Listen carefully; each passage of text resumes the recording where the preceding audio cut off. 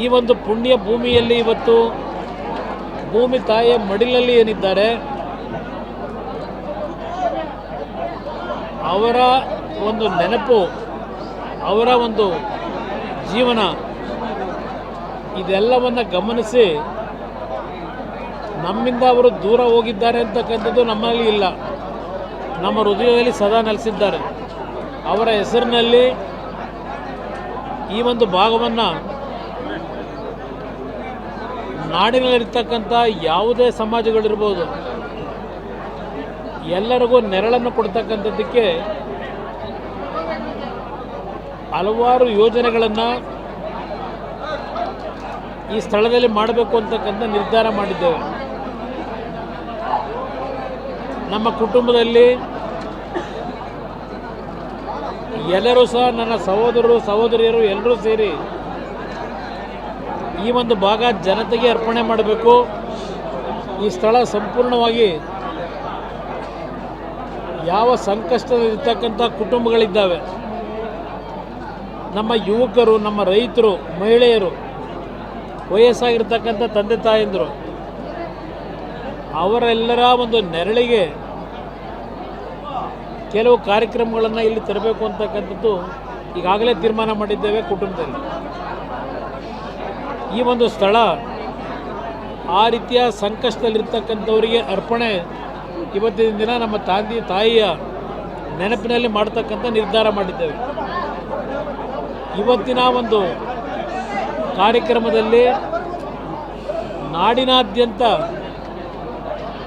ಭಾಗವಹಿಸಿ ನನ್ನ ತಾಯಿಗೆ, ನಮ್ಮ ತಾಯಿಗೆ ಒಂದು ಆತ್ಮಕ್ಕೆ ಶಾಂತಿಯನ್ನು ಕೋರಿ ಇವತ್ತು ನಮ್ಮ ಕುಟುಂಬಕ್ಕೆ ಒಂದು ಸಾಂತ್ವನವನ್ನು ಮತ್ತು ಧೈರ್ಯವನ್ನು ತುಂಬಿರ್ತಕ್ಕಂಥ ನಮ್ಮ ಲಕ್ಷಾಂತರ ಕನ್ನಡಿಗರಲ್ಲಿ ನನ್ನ ಕೃತಜ್ಞತೆಗಳನ್ನು ನಮ್ಮ ಕುಟುಂಬದ ಪರವಾಗಿ ಎಲ್ಲರಿಗೂ ನಿಮ್ಮ ಮುಖಾಂತರ, ನಮ್ಮ ಹಿತೈಷಿಗಳಿರ್ಬೋದು, ನಮ್ಮ ಸ್ನೇಹಿತರಿರ್ಬೋದು, ನಮ್ಮ ನಾಡಿನ ಜನತೆ ಎಲ್ಲರಿಗೂ ಸಹ ನಾನು ವೈಯಕ್ತಿಕವಾಗಿ ನನ್ನ ಕೃತಜ್ಞತೆಗಳನ್ನು ಸಲ್ಲಿಸಲಿಕ್ಕೆ ಬಯಸ್ತೇನೆ. ನಿರೀಕ್ಷೆ ಏನಿತ್ತು ಆ ನಿರೀಕ್ಷೆಯನ್ನು ಮೀರಿ ಇವತ್ತಿನ ಈ ಒಂದು ಕಾರ್ಯಕ್ರಮದಲ್ಲಿ ಎಲ್ಲ ಬಂದು ನಮ್ಮ ತಾಯಿಯ ಆತ್ಮಕ್ಕೆ ಶಾಂತಿ ಕೋರಿದ್ದಾರೆ. ನಿರೀಕ್ಷೆಗೂ ಮೀರಿ ಬಂದಿದ್ದಾರೆ. ಅತ್ಯಂತ ಅಚ್ಚುಕಟ್ಟಾಗಿದೆ. ವರ್ಣನ ಒಂದು ಆಶೀರ್ವಾದವು ದೇವರ ಆಶೀರ್ವಾದ.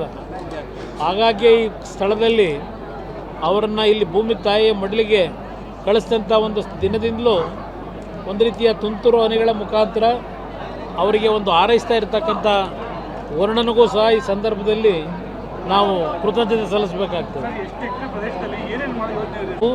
ಎಷ್ಟು ಎಕರೆ ಅನ್ನೋದಕ್ಕಿಂತ ಹೆಚ್ಚಾಗಿ ನಾನು ಏನೇನು ಕಾರ್ಯಕ್ರಮಗಳನ್ನು ತರಬೇಕು ಅಂತ ಇದ್ದೇವೆ, ಅದನ್ನು ಈ ಭೂಮಿ ಇರೋವರೆಗೆ ಶಾಶ್ವತವಾಗಿ ನಡೆಯಬೇಕು.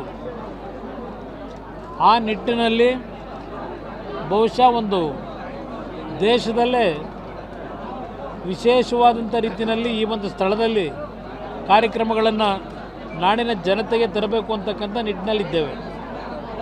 ಸ್ಥಳ ಎಷ್ಟು ಎಕರೆ ಮುಖ್ಯ ಅಲ್ಲ ನನಗೆ, ಇದು ಶಾಶ್ವತವಾಗಿ ಈ ಭೂಮಿ ಇರೋವರೆಗೆ ಬೆಳಗಬೇಕಿದು. ಹಲವಾರು ಕುಟುಂಬಗಳ ಬದುಕಿಗೆ ಬೆಳಕಾಗಬೇಕು. ರಂಗನಾಥ ಸ್ವಾಮಿಯ ಮತ್ತು ನಮ್ಮ ಹರದನಹಳ್ಳಿಯ ಬಸವೇಶ್ವರ ಸ್ವಾಮಿ ಏನಿದೆ, ಅದನ್ನು ನಮ್ಮ ಶಂಕರ ಮಠದ ಗುರುಗಳು, ಶೃಂಗೇರಿಯ ಗುರುಗಳು ದೇವೇಶ್ವರ ಅಂತಕ್ಕಂಥ ಹೆಸರನ್ನ ಆ ಒಂದು ಶಿವನಿಗೆ ಅವರೇನೋ ಹೇಳಿದ್ದಾರೆ. ಆ ದೇವರ ಸನ್ನಿಧಿ, ಯಾಕೆಂದರೆ ಅಲ್ಲಿಂದಲೇ ನಮ್ಮ ತಂದೆಯವರ ಬದುಕು ಪ್ರಾರಂಭ ಆಗಿದ್ದು, ನಮ್ಮ ಕುಟುಂಬದ ಬದುಕು. ಈ ಎರಡು ದೇವರ ಮಧ್ಯದಲ್ಲಿ ನನ್ನ ತಾಯಿ ಹೋಗಿದ್ದಾರೆ. ಅದರಿಂದ ಈ ಸ್ಥಳ ಒಂದು ಪವಿತ್ರವಾದ ಸ್ಥಳ. ಇದು ಕೇವಲ ಮನರಂಜನೆಗಲ್ಲ, ಮನರಂಜನೆಯ ಕಾರ್ಯಕ್ರಮಕ್ಕಲ್ಲ, ಇದು ಸಂಪೂರ್ಣವಾಗಿ ಸಂಕಷ್ಟವನ್ನು ಬಗೆಹರಿಸ್ತಕ್ಕಂಥ ನಿಟ್ಟಿನಲ್ಲಿ ಹಲವಾರು ರೀತಿಯ ಯೋಜನೆಗಳನ್ನು ತರ್ತೇನೆ. ಸದ್ಯದಲ್ಲೇ ನಿಮ್ಮೆಲ್ಲರಿಗೂ ಅದರ ಮಾಹಿತಿಗಳನ್ನು ಕೊಡ್ತೇನೆ.